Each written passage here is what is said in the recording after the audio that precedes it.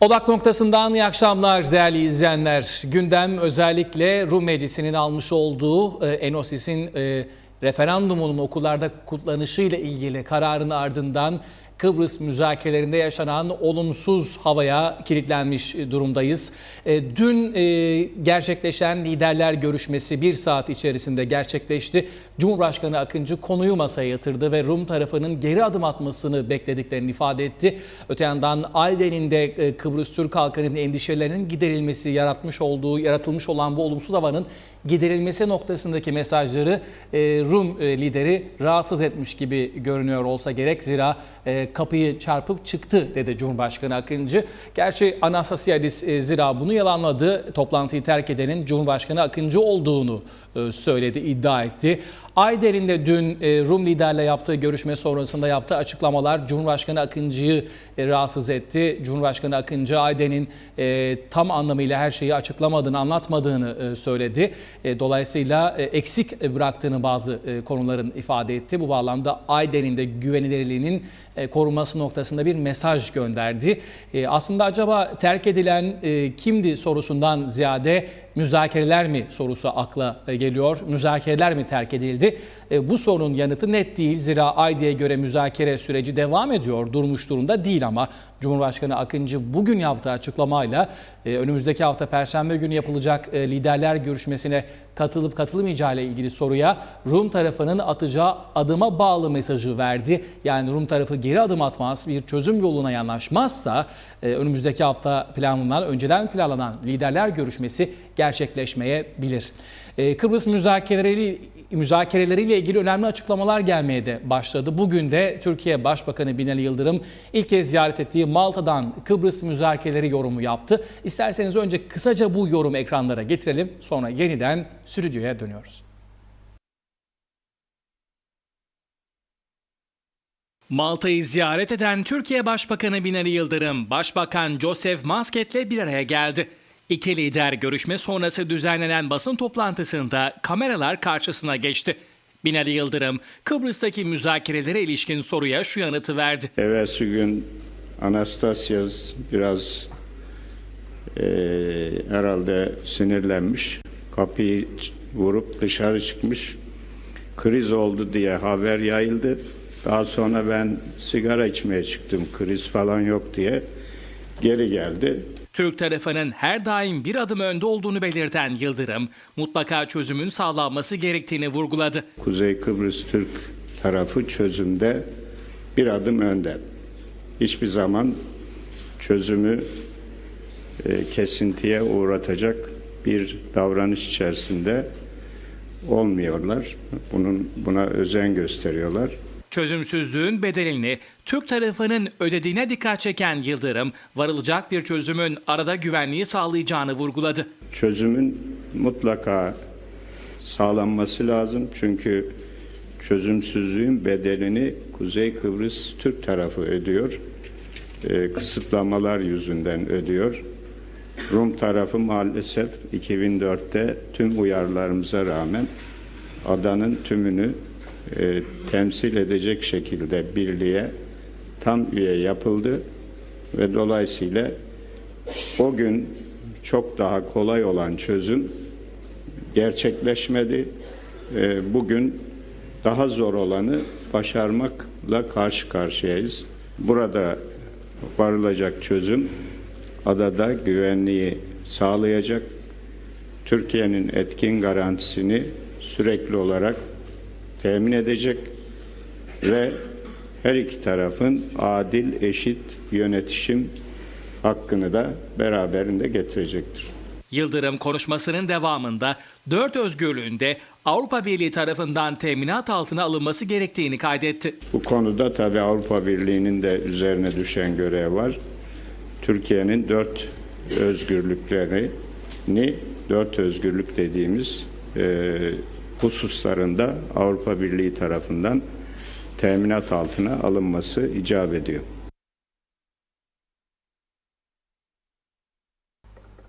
Evet, 67 yıl öncesinden günümüze ve günümüzde devam eden müzakerelere yansıyan ve olumsuz etkileyen 1950 presibitinin yeniden anılacak olması noktasında alınan karar okullarda bizi bu noktaya getirmiş bulunuyor. Biz özellikle önümüzdeki ay 2. Uluslararası Cenevre'de Kıbrıs Konferansı'nın yapılmasına odaklanmaya çalışırken liderler bu bağlamda teknik düzeyde müzakereciler hazırlıklarına devam ederken şimdi ne olacak sorusu hakim. Konuyu, Kıbrıs müzakerelerini, son noktayı çok değerli bir isimle değerlendireceğiz bugün. 2. Cumhurbaşkanı Sayın Mehmet Ali Talat'ı ağırlıyoruz odak noktasında. Sayın Talat, hoş geldiniz programımıza. Hoş bulduk, hoş bulduk. Herkese selamlar. Teşekkür ederiz. Kısa bir süre önce yaptığı için bu açıklamayı Sayın Yıldırım'ın açıklamalarıyla başladık. Hem bu krize değindi hem Anastasiyadis'in kapıyı çarpıp çıkışına küçük bir göndermede bulundu Sayın Yıldırım ve 2004'ü hatırlattı. Bu bağlamda da 2004'ten sonra masaya oturan ilk Kıbrıs Türk lideri olarak da süreci çok iyi bildiğiniz için bu bağlamda neyi yaşıyoruz şu an itibariyle? Tam anlamıyla buna bir kriz denilebilir mi? Yoksa seçim atmosferi, Türkiye'deki referanduma yönelik bir beklenti ya da başka hesapları mı şu anda masaya koydu birileri ya da bazıları? Ne dersiniz? Neyi yaşıyoruz bugün? Vallahi bence aslında bu bir kriz tabii. Görüşmeler berhava olmadı, bitmedi ama bir kriz yaşıyor. Bu krizde tabii yanlış hesaplar var diye düşünüyorum ben. Elam gibi bir faşist, ırkçı örgütün peşinden sürüklenen koskoca bir iktidar partisi, DİSİ. Bu inanılır gibi değil. Bu koca parti Elam'ın peşinden gitti, çekimser kalarak bu azınlığın önerisinin kabul edilmesini bir anlamda sağlamış oldu. Bu kabul edilebilir bir şey değil. Buna Türk tarafı haliyle tepki gösterdi ama en önemlisi o da değil. En önemlisi Kıbrıs Türk halkının tabandan gelen hoşnutsuzluğu. Ben onu gözlemledim son günlerde ve ben bundan rahatsız oldum. Yani Rum Meclisi'nin bunu kabul etmesinden veya krize girmeden, yani sürecin krize girmesinden ziyade ben Kıbrıslı Türklerin, Kıbrıs Türk halkının bu kararın alınmasından duyduğu rahatsızlığı, güvensizliği, Kıbrıs Rum tarafına yönelik, Kıbrıs Rum halkına yönelik güvensizliği arttığını gördüm. Bu güvensizliğin artması tabiatıyla gelecekte olası bir çözümde Kıbrıslı Türklerin referandum sandığındaki tavrını da etkileyebilir. Ben bundan endişe ettim. Yoksa bu kriz bir şekilde aşılacak. Ama böyle bir şeyi gerçekleştirmenin çok yanlış olduğunu DİSİ'nin bilmesi lazımdı. Bunu şey için söylemiyorum. DİKO için ya da kaldı ki onlar da bölündü. Evet. Yani biliyorsunuz. EDEK bile bölündü. OMİRU buna tepki gösterdi. Yani bu kadar akıl dışı bir şeydi yapılan. Marconi'nin yorumunu nasıl buldunuz? Tabii işte görün yani DİKO kökenli ve onlar da haklı buluyorlar Kıbrıs Türk tarafını. Yani bu kabul edilebilir bir şey değil. Akli dengesi yerinde olan insanların kabul edebileceği bir şey değil. Bunu bu zamanda her şey müzakereyle çözümlenecek diye beklerken bunu gündeme getirmek kabul edilebilecek bir şey değil dediğim gibi ve ben zaten sorduklarında dedim ki yani bunların bunu gündeme getirenlerin, kabul edenlerin psikiyatrik tedaviye ihtiyaçları var. Evet, böyle bir tweetiniz var, sosyal medyada paylaşmışsınız. 1950 plebisiti Kıbrıs'ın felaketi oldu demişsiniz. Evet.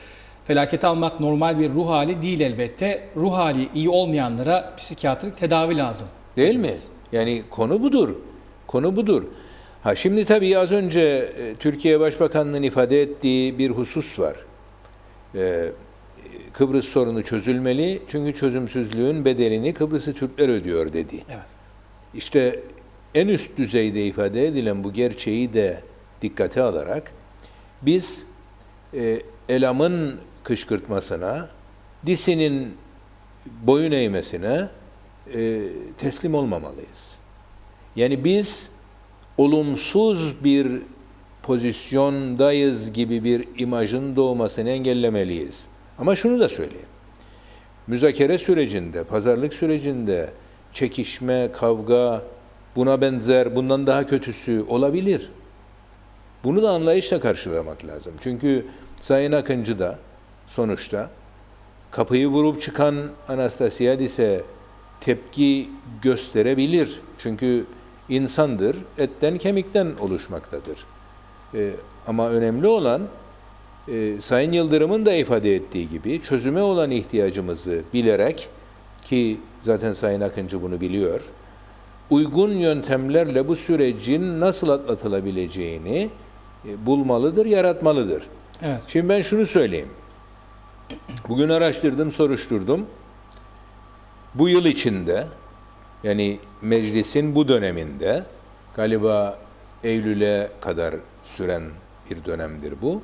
Bu dönemi içinde bu kararın değiştirilmesine dair herhangi bir girişim yapılamaz. Yasalarına göre, iç tüzük veya anayasalarına göre, neye göredir bilmiyorum. Bir bu. Aynı konuda, aynı konu yeniden ele alınamaz. Bir bu. İkincisi, Cumhurbaşkanı'nın onaylama yetkisi yoktur. Çünkü bu bir idari bir kararın olmasını isteyen bir meclis kararıdır. Aslında bu Milliyetin Bakanlığı'nı ilgilendirir. İşte onu diye yorumlar diyorum, var, onu evet. diyorum. Dolayısıyla yani meclis ona emir veremez. Yani bu ifadesi bir anlamda bir temennidir. Ama olsun. Yani buna DİSİ'nin sessiz kalması öfkelendirici bir Ve manidar. yaklaşımdır. Evet. Yani Elam yapsaydı bunu, hatta DİKO ve EDEK yapsaydı gene de anlardım. Ama DİSİ'nin de tarafsız kalması kabul edilebilir değil. Ama buna rağmen yine de bu işin acısını çeken biziz. Ve bu işin içinden çıkma görevi de yine bizimdir. Evet, müzakere sürecini ilgilendiren konularla ilgili tartışmaları, görüş ayrılıklarını anladık, alıştık, yıllardır bunları yaşadık, yaşıyoruz. 22 ay geçti. Pek çok başlık hala tartışma konusu. Üzerinde uzlaşmaya varılamayan konular var. Ancak bu müzakerelerin dışında bir konu ve özellikle güven yaratıcı önlemlerle ilgili özellikle Rum tarafının, Rum meclisinin tavrı pek çok konuda ortaya çıkıyor. Mesela kapıların açılmasıyla ilgili Rum meclisinin ödenekle ilgili samimiyetsizliği, öte yandan cep telefonlarının karşılıklı olarak kullanılabilmesiyle ilgili olarak da GSM operatörlerinin buna benzer pek çok konuyla ilgili ne yazık ki Cumhurbaşkanı Akıncı'nın da vurguladığı samimiyetsizlik örnekleri var ve çoğuna da Rum meclisinin ne yazık ki tavrı ortada duruyor. Buna nasıl bakarsınız? İşte Biz çözüm güveni olsaydı, artıramadık dediniz. Bakın çözüm olsaydı bunlar ortadan kalkacaktı, bu bütün saydıklarım. Yani GSM'ler, efendime söyleyeyim elektrik sistemlerinin birbirine bağlanması gibi bir sürü husus, kapıların açılması gibi bir sürü husus çözümlenmiş olacaktı. O yüzden Çözüm olsaydı. çözüm olsaydı. Yani, o yüzden çözüm. çözüme odaklanmanın ben güven yaratıcı önlemlere odaklanmadan daha iyi olduğunu düşünüyorum ama yine de bazı şeyler var ki güven yaratılması, yani güveni bozucu hareketler bu defa da çözüm sürecini etkiler. Örnek bu karar. Enosis'in karara dönüştüğü 1950 plebisitinin okullarda kutlanması. Böyle bir karar çözüm sürecini sürdürürken kabul edilebilir olamaz tabii. Ya da örneğin doğalgaz aramalarının yeniden başlatılması. Bu da çözüm sürecini sabote edici, olumsuz yaklaşım olur. Daha bir sürü şey var tabii ki. Ne var? İşte Türkiye'nin gemi göndermesi. O da yani Rum 2014'teki krizin benzeri. onun benzeri bir kriz. O da olumsuz etki yapar. Onun için bizim bir an önce görüşmelere odaklanmamız lazım. Bunları bertaraf edip görüşmelere odaklanmamız lazım ki ondan sonra bütün bu tartışma konuları ortadan kalksın. Peki Sayın Cumhurbaşkanı Akıncı'nın tavrını siz biraz doz aşırı buluyor musunuz? Vallahi o konuda ben fazla bir yorum yapamam. Şundan dolayı yapamam. Bir kere o olayı ben yaşasaydım ne yapardım bilmiyorum. Yani ben de müzakere süreci devam ederken Hristofias'la çekiştiğim, kavga ettiğim seanslar oldu. Yani bir defasında baş başa bir görüşmede, ki Rum basınına yansımıştı bu. Çok tartışma yaptık, neredeyse kavga ettik. Öbür odadan seslerimizi duydular. Aman bir şey mi oluyor diye de endişe duydular. Ama ondan sonra geldik toplantıya, tatsız bir şekilde oturduk ve kısa kestik, ayrıldık. Ben ondan sonra işte hafta sonu geldi, yani cumaydı bu herhalde. Cumartesi akşamı aradım Hristofias'ı. Yeşilırmak kapısının açılmasıyla ilgiliydi konu. Ve dedim ki kendisine, bak bu işi biz iyi götüremedik. Bir. İkincisi de böyle devam edersek esas görüşme sürecini de zarara uğratacağız. Onun için gel bu konuda hiç demeç vermeyelim ikimiz de. Görevi temsilcilerimize verelim. Temsilcilerimiz bir araya gelsinler. Bu konuyu enine boyuna konuşsunlar ve çözünceye kadar da çalışsınlar. Biz bu arada hiçbir açıklama yapmayalım ve bu işi böylece tamamlayalım dedim. Tamam dedi. Pazartesi görüşmecilerimiz, o zaman temsilcilerimiz idi ismi. Temsilcilerimiz bir araya geldiler ve 2-3 gün içinde meseleyi çözdüler. Sonra da biz döndük, artık Yeşilırmak'ı bıraktık, esas müzakerelere döndük. Yani demek istediğim, çeşitli yöntemler denenebilir, illa da bu değil, başka yöntemler de olabilir. Ama mutlaka olmalıdır ve bu sorun çözülmelidir. Rum tarafı da bu konuda esneklik göstermelidir. Rum tarafı ikna edilmelidir. Ya bu davranış tamam değil, bu davranışın bundan sonra süreceğinden Kıbrıslı Türkler korkuyor. Bana bir sürü insan söyledi bunu. Çözümcü olduğunu bildiğim, olumlu oy vereceğini bildiğim insan söyledi bunu. Nasıl güveneceğiz bunlara diyorlar. Onun için, ne yanıt veriyorsunuz? Ve biz de soralım. Nasıl güveneceğiz peki birlikte yaşamaya? İşte zaten sorun odur. Bunun için mücadele edeceğiz ama barışı isteyenler de var. Sanırım sizde de bu sorunun yanıtı yok. Hayır, ama barışı isteyenler de var. Bir kere Akel bunu reddetti. Aynı zamanda Disi çekimser kaldı. Yani sonuç olarak Disi desteklemedi bunu. Allah bilir hangi şartlar altında bu olay gerçekleşti. Ama komiteden meclise taşıması noktasında da İşte destekleri onu söylüyorum. ortada. Yani komitede diyelim ki 3 üyesi var. 19 milletvekili var Disi'nin. Evet. Komitede 3 üyesi var. Bir şekilde meclise gelsin diye oy vermiş olabilirler. Mecliste yeterince bilgilendirme yapılmamış olabilir. Ve bir kaos ortaya çıkabilir orada ve bu kaosun içinde de geçmiş olabilir. Bunun gibi kararlar, yani buna benzer değil, başka yönde, başka konularla ilgili kararlar Yani geçmesi bizim noktasında meclisten de destek olmamış olsa bile bunun oylanması noktasında çekimserliğinin neye yarayacağı da ortadaydı. İşte Dolayısıyla onu hesaplayamadı, onu diyorum. Onu hesaplayamamış olabilirler. Yani hangi şartlar altında bu kararın çıktığını bilmiyorum. Akel Yani bu karar, çünkü hatırlayın, bu karar hiçbir yerde tartışılmadı. Yani o güne kadar böyle bir tasarının gündeme geldiğini biz duymadık. Rum Elam'ın toplumu önerisiydi. Evet, duymadık ama. Yani böyle bir öneri geldi meclise diye ortalığın kalkması lazımdı. Duymadık. Neden?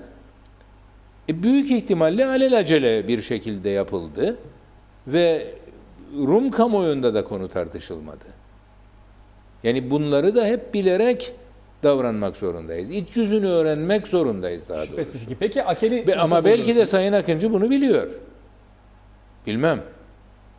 Çünkü o görüştü Anastasiadis'le. yani siz şunu mu söylemeye bilgi çalışıyorsunuz Sayın vermişti. Talat? Yani ortada bu kadar büyük bir krize neden olabilecek bir karar olduğundan habersizce, bilinçsizce böyle bir adım atıldı. Dolayısıyla aslında bir şekilde krize dönüştü. Elam Bunu için, mu diyoruz? Elam için demiyorum. Elam için dediğinizi demiyorum genel olarak. Ama diğer partiler için söyleyebilirim. Bakın yani EDEK'ten de Bu ama üstelik de OMİRU'dan, EDEK'ten, aynı şekilde DİKO'dan da tepkiler var. Yani bu da gösteriyor ki alelacele yapılmış bir iştir bu iş. seçim hesabı var mı? Uzun bunun işin uzun içinde? var tabii. Uzun uzun bu konu tartışılsaydı bence bu karar geçmezdi. İşte bir anlamda gargaraya geldi denir ya, gargaraya geldi ve geçti. Ama olsun. Bunun bir şekilde telafi edilmesi lazım. Mesela Yani ardından Elam'ın yine bir önerisi vardı. O da güneydeki Türk tarihi eserlerinin restorasyonu, bakımı ile ilgili olarak bütçeden çıkartılması ile ilgili bir önerisi vardı. Bu kabul görmedi. Bilemiyorum. kabul görseydi kızmazdım. Neden? Niye bizim eserlerimizi tamir etsinler ki? Biz onlarınkini ediyor muyuz? Burada etmiyor muyuz? Etmiyoruz tabii. İki toplumlu komite yapıyor. Karpaz'daki çalışmalar, restorasyon çalışmaları. Biz mi yapıyoruz? İki toplumlu İki toplumlu işte. İki toplumlu. Biz de varız içinde. O da iki toplumlu olsun. ve bir mutabakat da var dini eserlerin. Hayır, o da iki toplumlu olsun. Yani bilmiyorum, belki de iki toplumluya onların katkısını mı kaldırmayı önerdiydi bilmiyorum. Maddi katkıyı kaldırmayı, evet, Tamam bütçeden da, çıkartmayı. Şimdi şöyle bir şey var. Rum yönetiminin bütçesinde eski eserlerin tamiri başlığı altında muhakkak iki toplumlu olmasının öncesinde de vardı ki bu kalem daha önceden bazı restorasyonlar yapıyorlardı. İki toplumlu olmayan restorasyonlar. Ben onu demek istiyorum. Yani onun kaldırılması önerisi miydi yapılan, yoksa iki toplumlu restorasyonlara Rum tarafının katkısının kaldırılması mıydı? İki toplumlu Onu değil. bilmiyorum. İki toplumlu değil, evet. Ama fark etmez. Yani sonuçta Elam'ın zihniyeti bu. Ben diyorum ki yani o kalksaydı bu kadar kızmazdım. Çünkü sonuçta bir bütçe meselesidir. Bu bütçenin bir kısmını işte Türklerin eserlerine harcamayalım diye ırkçı bir yaklaşımı deşifre etmiş oluyor. Peki Rum tarafı o güne kadar veya bugüne kadar çok mu para harcadı yani Türk eserlerine? Ama bunu söylemedi. Elam söyledi. Fark odur yani. Yani ben Cumhurbaşkanı olduğum dönemde Rum tarafındaki bizim eserlerimizin, Kıbrıs Türk eserlerinin, Kıbrıs Türk varlıklarının tespitini yaptırdım. Yerle bir edilenler, yok olanlar, daha geçen gün söyledi, Vroişa Derneği, Yağmur Alan Derneği başkanı söyledi. Yani bir tek ev yoktur Yağmur Alan'da. Bir tek ev. Ve bunun için Rum tarafı hiçbir şey yapmadı yıllar boyunca. Yani demek istiyorum ki Rum tarafı hiçbir zaman Kıbrıs Türk eserlerine ciddi şekilde para harcamadı. Yani tabii konu... Ama bunu söylemedi de. Evet. Yani Elam'ın farkı bunu Elam önerdi. Çünkü ırkçıdır, çünkü faşisttir. Ama peşinden de bir Onu şekilde diyorum. birilerini de sürüklemeyi başarabiliyor. Hayır, o faşist ırkçı kuruluş bunu kabul ettiremedi ama öbürünü kabul ettirdi. Evet.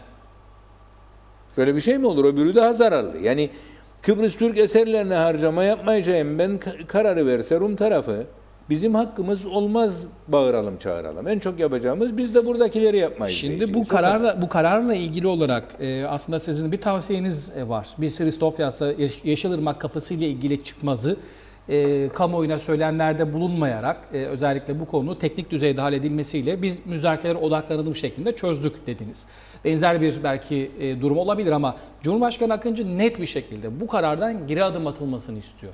Yani Anastasia Listem bunu istiyorum diyor. Şimdi anlıyorum da ne demektir o? Yani geri adım atılması esnek bir yaklaşımdır. Evet.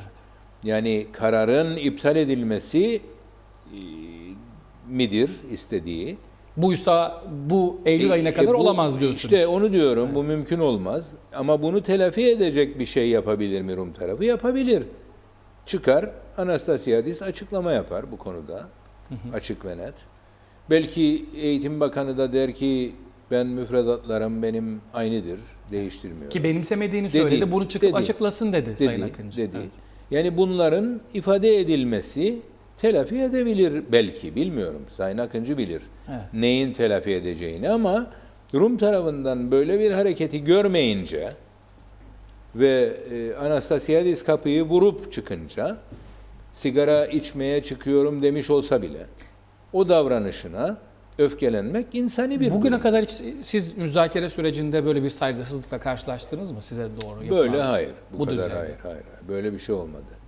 Ama bu biraz da Anastasiadis'in karakteriymiş. Yani ben onu sonradan öğrendim. Sayın Eroğlu'na da benzer bir tavırda bulunmuştu. Ya başka 2014'te. yerlerde kül tablası savurduğunu duydum. Evet. Yani tanık olmadım. Bana karşı benimle temaslarında da böyle bir durum olmadı, ama demek ki olabiliyormuş. Öfke kontrolü yokmuş. Evet. Bu Peki. tabii büyük bir zafiyet. Yani hoş görülebilecek bir zafiyet değil. Özellikle toplumlar arasında gerçekleşen Tabii, müzakereleri düşünecek olursak bir nevi Kıbrıs Türk halkına, ki Sayın Cumhurbaşkanı bunu da işaret etti, bunu da söyledi. Bir saygısızlık olarak algıladı. Bunu da kabul etmesinin mümkün olmadığını söyledi. Şimdi bir başka Doğru. konu daha var. Şu saldırılar meselesi. Bizim bir şekilde sineye çektiğimiz, görmezden gel diyelim demeyelim ama sineye çektiğimiz ve karşı taraftan adım beklediğimiz konulardan bir tanesi. Malum sizin de başınıza benzer bir saldırı girişimi gelmişti.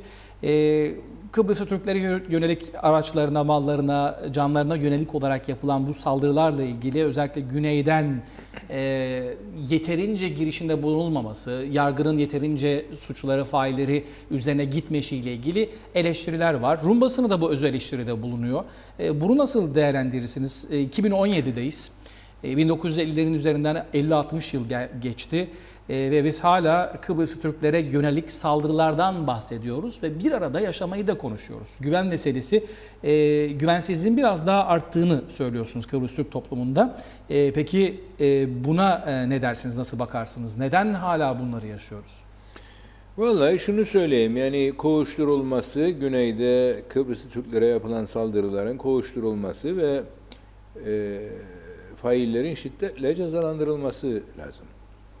Benim aldığım bilgiye göre güneyde nefret suçunun, nefret söyleminin bir suç olduğunu ve cezalandırılabileceğini öğrendim. Bu onların yasalarında var. Bizde var mı çok emin değilim, ceza yasamızda. Ama onlar büyük ihtimalle Avrupa Birliği'ne uyum sürecinde böyle bir yasal düzenleme yaptılar. Dolayısıyla o yasaya dayanarak Kıbrıslı Türklere saldıran, Kıbrıslı Türkleri Türk oldukları için, Kıbrıslı Türk oldukları için ötekileştiren, dışlayan ve saldıran bu faşistlere gerekli cezayı Rum yargısı, polisin doğru dürüst bir araştırmayla vermesi lazım. Hatırlarsanız Limassol'da bana da saldırdılar. Evet. Bulunduğumuz odaya yanıcı madde attılar. Patlayabilirdi, tutuşabilirdi, yanabilirdi. İşte bizim arkadaşlarımızı tartakladılar. Tartaklayanlardan biri de polisti. Bütün bunlar belki Rum polis müdürünün, genel müdürünün başını yedi, ama Limassol müdürü yerinde kaldı. Üstelik de failler polisin doğru dürüst araştırma yapmaması nedeniyle mahkeme tarafından beraat ettirildi. Yani dikkat edin, her yerde polis var. Polis doğru dürüst araştırma yapmaz. O yüzden ceza görmesi gereken ceza görmez. Polis gerekli tedbiri almaz. Saldıranlar hedeflerine ulaşırlar. Yani adam döverler. Efendime söyleyeyim, yanıcı madde atarlar, korku daha da salarlar. cesaretlendirici olur. Daha da cesaretlenirler. Evet. Yani burada kritik yer, dikkat edin, polistir. Onun için yani Kıbrıs sorunu çözüldükten sonra bunlarla karşılaşır mıyız? Belki güneyde karşılaşırız. Ama kuzeyde bizim polisimiz olacak. Kuzeyde Kıbrıslı Türkler Avrupa Birliği toprağında olacak. Avrupa Birliği'nin içinde olacak. Şimdi olduğu gibi kuzeydedirler diye Avrupa müktesebatının askıda olduğu bir alanda olmayacaklar. Yani limanlarımız kullanılacak. Her yerimiz, her faaliyet Kuzey Kıbrıs'ta yapılabilecek. O zaman Güney Kıbrıs'ta bulunan faşistler Kıbrıslı Türkleri kuzeyde kendi kendilerini yöneten bir devlet sahibi olarak görüp bu tür hareketlerden uzak durmak zorunda kalacaklar. İki kesim Veya çok ciddi ağır cezalar alacaklar. İki kesimde bir devletten, Birleşik Kıbrıs'tan bahsederken çözüm olması halinde bile diğer kesime geçmek isteyen Kıbrıslı Türkler hala üzerlerinde bu belgeyle sizce çözümü gerçekten yaşayabilirler mi? Bir süre bu sıkıntı yaşanabilir. Ama ben örneğin güneye geçmekten korkmuyorum. Yani bir sürü insan da korkmuyor. Yaşadığınız bu saldırı girişimine rağmen ya da o saldırı girişiminden sonra hiç tedirginlik hissetmediniz mi? Öyle bir korkum yok. Yani öyle bir saldırı yerine kuzeyde bir trafik kazası olabilirdi. Yani belli değil bu işler. Ya da ne bileyim ben İstanbul'da habire bombalar patlar. Ben İstanbul'a mı gitmem? Giderim.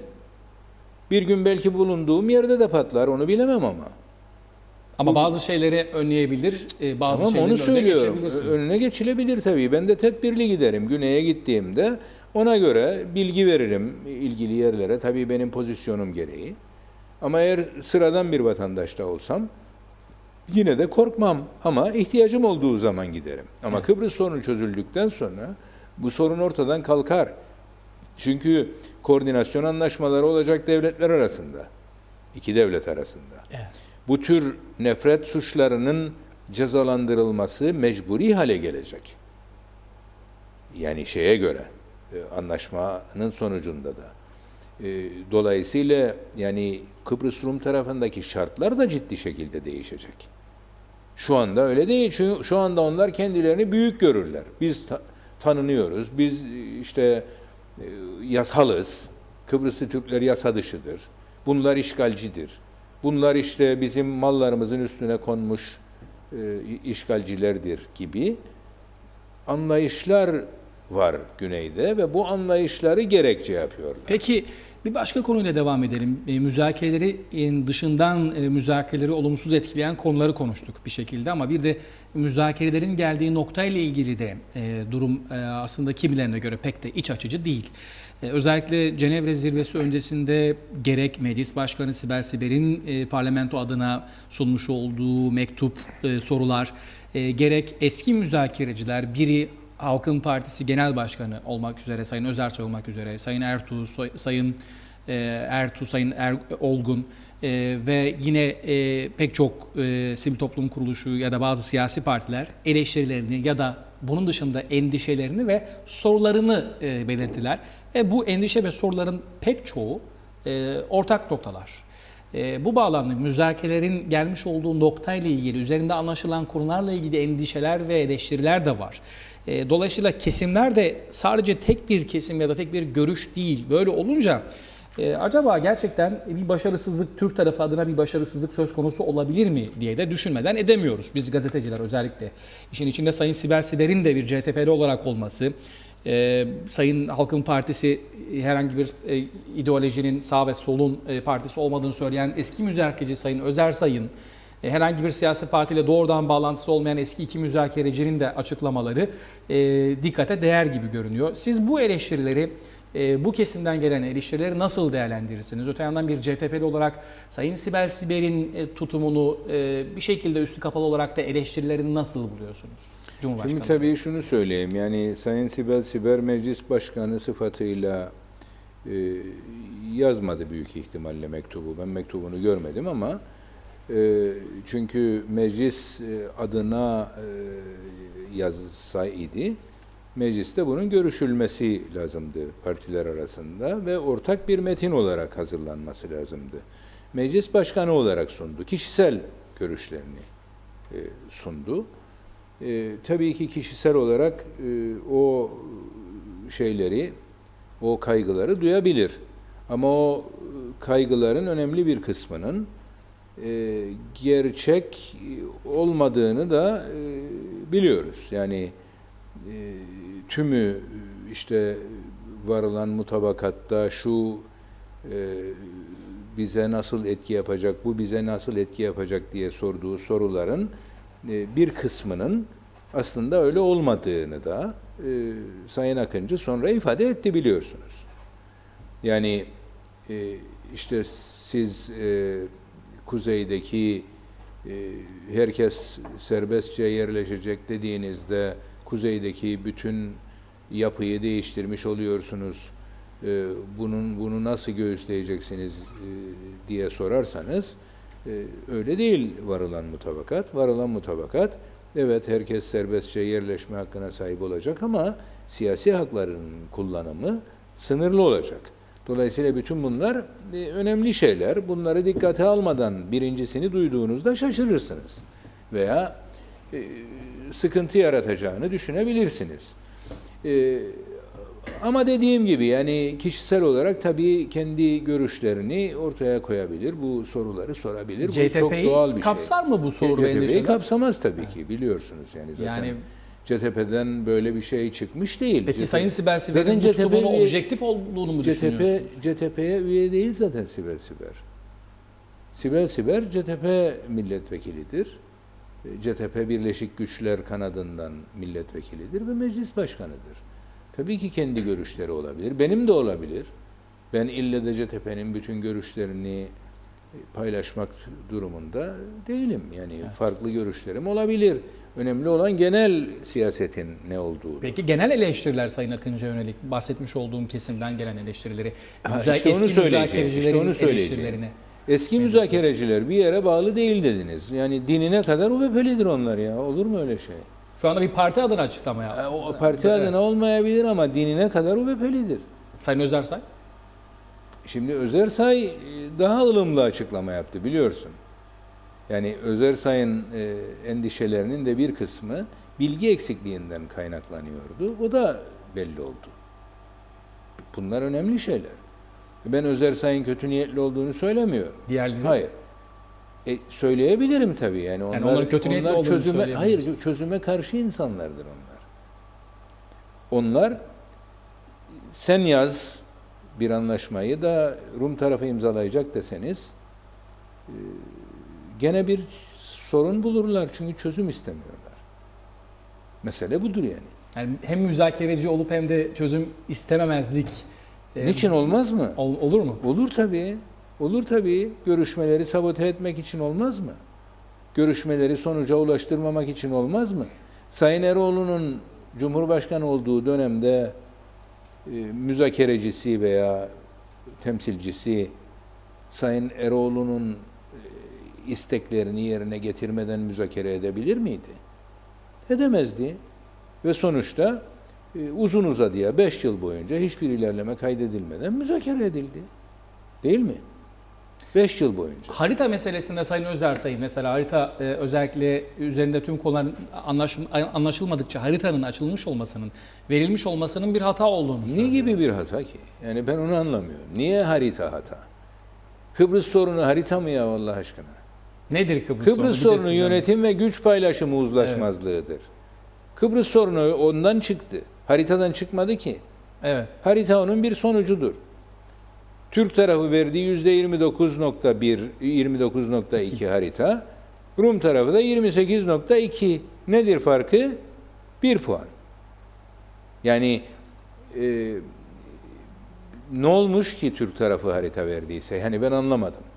Harita vermek zorundaydı.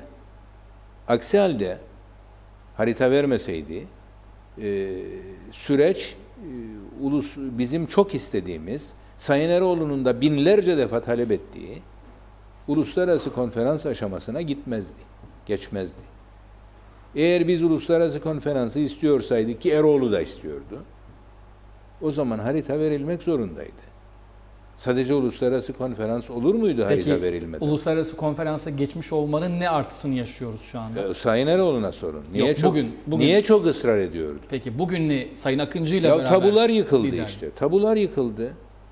Yani harita verilemezdi. Uluslararası konferans yapılamazdı. Beşli olacaktı. Yedili olacaktı.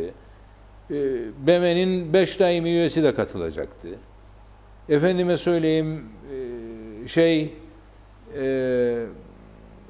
Kıbrıs Cumhuriyeti de ayrı olarak katılacaktı.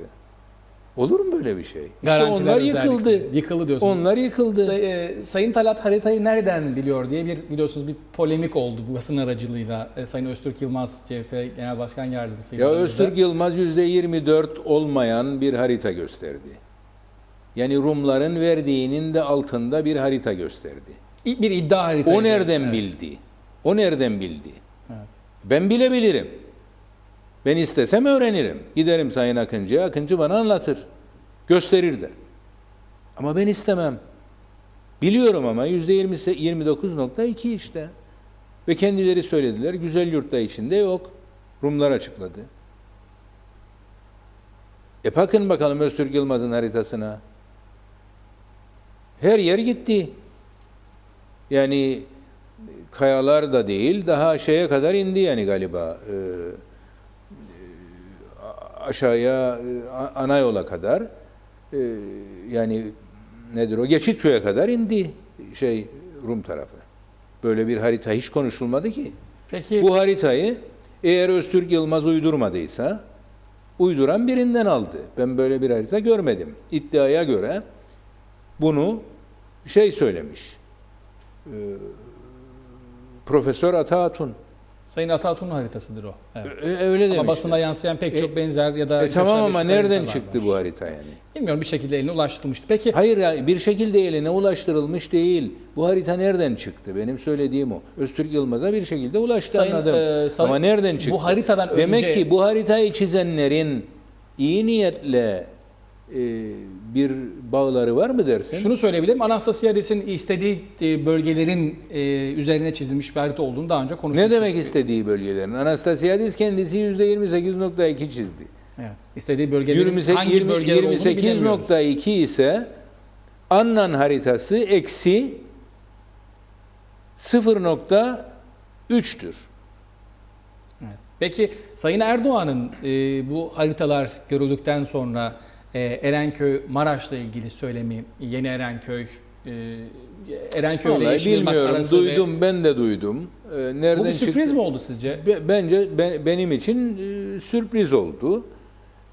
Çünkü yani böyle bir şey konuşulmadı benim bildiğim müzakerelerde. Bunun bir politik hamle olabileceğini düşünüyor musunuz? Olabilir, olabilir. Mesela Sayın Akıncı liderliğine ya da Olabilir müzakeresine. ama çok ilginç bir şey söylemişti Erdoğan o zaman. Tweetimde gelince gördüm. Evet. Erenköy bize Erenköy'e bağlantımız olsun. Açık kapalı Maraş. Açık kapalı Maraş'ı verelim. Açık Maraş'ta 30 bin insan yaşar ya. Güzel Yurt'tan büyüktür. 20 bin belki. Yani Güzel Yurt'tan büyüktür Açık Maraş. 9-10 bin demişsiniz bir tweetinizde. Güzel, eşitlik güzel. Daha fazladır dedim. Belki daha fazla. 9-10 binden fazladır. Evet. Çünkü Güzel Yurt'tan büyüktür. Güzel Yurt'un nüfusu nedir? 14 bin. Tam Ben olarak öyle bilmiyorum. hatırlıyorum. Yani eğer Bakalım. 14 bin ise bu daha fazladır. Açık Maraş. Olur mu böyle bir şey? Yani bunu hayır olur mu dediğim şu ve bunu Sayın Özgürgün Başbakan destekledi. Halbuki bunu destekleyen Başbakanı Maraşlıların taşlaması lazım. Değil mi? Yani olacak şey değil. Neyse. Peki hükümeti de koyalım biraz Yani işin şu içine. konu Hükümeti çok dünyalarından eleştiriyorsunuz. haberleri yok. Onu söylediğim o. Hükümeti çok eleştiriyorsunuz gibi görünüyor. Nerede? Bunun özel bir nedeni var mı diye Nerede de sorulabilir. Nerede Yani özellikle müzakerelerle ilgili ve özellikle sağ Hükümetin- partileri çözüm istememezlikle eleştiriyorsunuz çoğu zaman. Hayır, hükümetin çözüm istemediğini kendileri söylüyor zaten. Nasıl çözüm istemediğini soralım bir de onların Ya adına. bunlar Cenevre'ye gittiler. Dünya para harcadılar. Onu kamuoyuna açıklamaları lazım ne kadar harcadıklarını. Çünkü Akıncı'nın heyetinden daha kalabalık gittiler. Daha kalabalık. Yaptıkları tek şey Akıncı'yı protesto etmek. Orada. Burada ne demezlerdi sanki. Akıncı'yı protesto etmek ve orada verilen resepsiyona katılmamak. Ne için gittiler? Gezmeye mi? Bunu bahane ederek gezmeye mi gittiler? Bunun hesabının halka verilmesi lazım. Ben bunu bir tweetimde ifade ettim. Evet. Daha yumuşak bir ifadeyle ettim ama ettim. Aslına bakarsanız da ben olsam Cumhuriyetçi Türk Partisi'nin yerinde meclisi allem gallem ederim. Bunu alırım bu rakamı. Bu rakamı alırım ve kamuya açıklarım. Peki biz Bütün basın görsün kaç para harcadılar bunlar keyif için. Keyif için. hükümeti konuştuğumuz Çünkü- bir programda CTP ile beraber ele alırız. Bir son soru var. Süre de dolduğu için hemen araya giriyorum. Konu değiştirmek için değil, yanlış anlaşılmasın. Önümdeki notlarda da var. Çözümden sonra Türk vatandaşlarına 4 özgürlük meselesi Türkiye'nin yine Sayın Başbakan tarafından duyduğumuz bir önerisi olarak ortaya çıktı. Bunu nasıl buluyorsunuz? Bu Sayın Hristofyas'la beraber görüşmeleri sırasında da gündeme gelmiş bir konu olarak hatırlıyorum, yanlış hatırlamıyorsam. Ne diyebilirsiniz Türkiye'nin bu önerisine, 4 özgürlüğe karşı olarak Türk vatandaşlarına da 4 özgürlük hakkı verilmesi noktasında? Şimdi şunu söyleyeyim. Yani eğri oturalım, doğru konuşalım.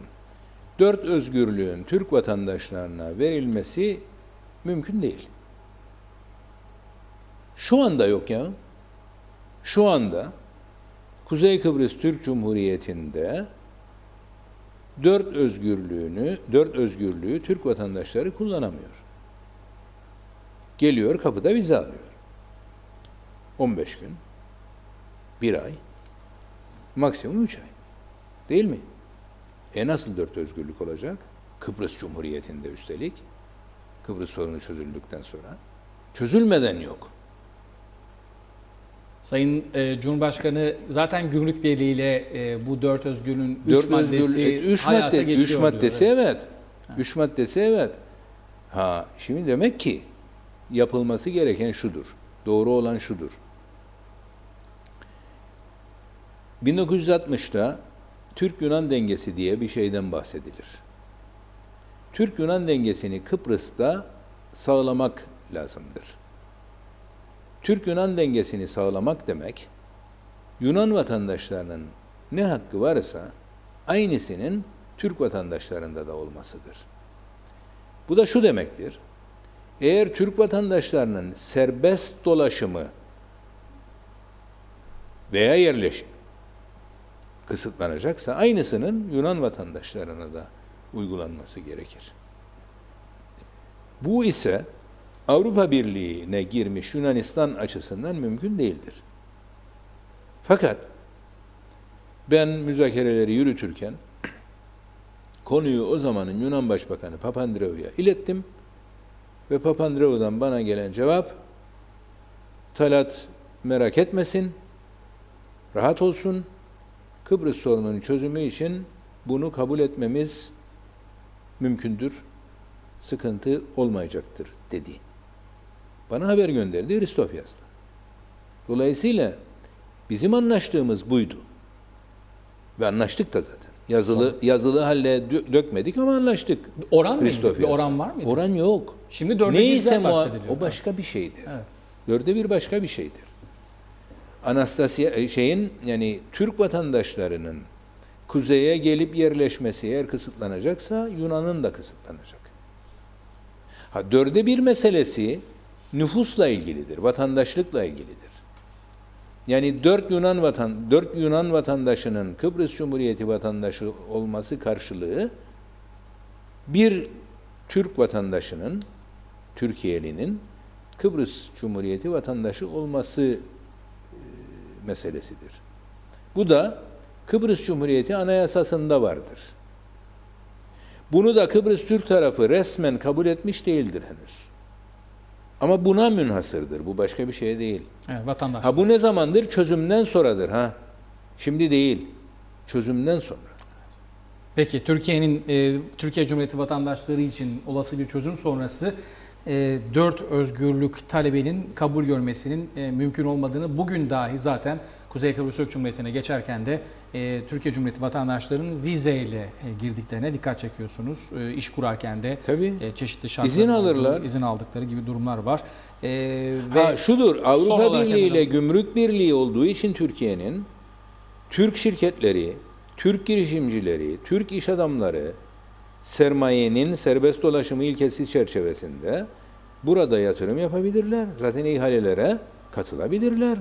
Avrupa Birliği'nin burada açtığı, kuzeyde açtığı ihalelere, biliyorsunuz o 259 sonra eklenen parayla yapılan işlerde Türk müteahhitler katılıyorlar. Türk mühendisler proje çiziyor, Türkiye'li proje çiziyorlar ve katılmaları haklarıdır. Dolayısıyla Kıbrıs sorunu çözüldükten sonra da bu devam edecek. Burada bir sorun yok. Ama Benim dolaşım- söylediğim dolaşım değil, daha ziyade yerleşim Yani, önemlidir. Peki, çok teşekkür ederiz. Belki daha pek çok konuyu konuşabilirdik ama özellikle bu Enosis'i alma kararı krizinin ardından yaşanan süreci değerlendirdiniz. Bazı sorularımıza da yanıtlar vermiş oldunuz. Katkı koyduğunuz için yayınımıza çok teşekkür ederiz. Sağ olun. Çok sağ olun. Değerli izleyenler, 2. Cumhurbaşkanı Sayın Mehmet Ali Talat'la birlikte hem bu programı hem de haftayı kapatıyoruz. Özellikle bu haftaya Rum Meclisi'nin almış olduğu Enosis'i anma kararı damgasını vurmuş olduğu müzakere süreci olumsuz etkilendi. Sürecin berhava olduğunu söyleyemeyiz Sayın Talat'ın da ifade ettiği gibi ama bundan sonrası birazcık soru işareti gibi görünüyor. Tarafların ara yolu bulması ümidiyle kapatalım bu haftayı. Güzel bir hafta sonu, iyi haberler sizlerin olsun. Yeniden görüşünceye dek hoşça kalın. Teşekkür ederiz.